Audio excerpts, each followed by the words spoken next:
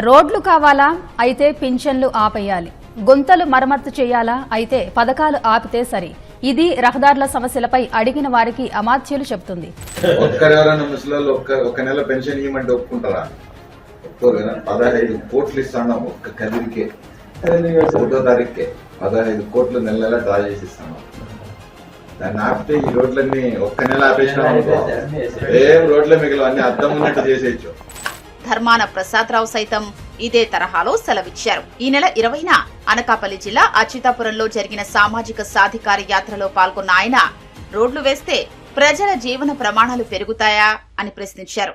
Part holes free రోడ్లు గోతులన్నీ పూడ్చే కార్యక్రమానికి శ్రీకారం చుట్టా. ఇప్పటికే మీరు చూస్తే దగ్గర 850 కోట్ల రూపాయలు శాంక్షన్ చేసి పరిగెత్తిస్తున్నాం. సంక్రాంతికి టార్గెట్ పెట్టాను. ఒక నెల 2 అటు ఇటు పూర్తిగా మళ్ళీ గుంతలు లేని రోడ్లు ఏర్పాటు చేసే బాధ్యత మాదని మీకు అందరికి మరొకసారి హామీ ఇస్తున్నా.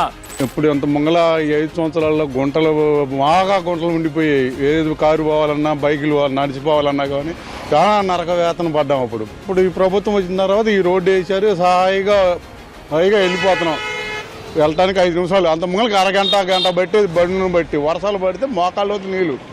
మరి గత 5 సంవత్సరాల్లో ఈ పలకలూరు రోడ్లో నరకం చూసాము. ప్రయాణం చేయాలంటే మరి గుంటలు పడి నాట్లుగా వేసిన పరిస్థితి. మరి కూటమి ప్రభుత్వం వచ్చి 6 నెలలు అయిందో లేదో మరి ఈ రోడ్డు బ్రహ్మాండంగా తీర్చిదిద్దారు.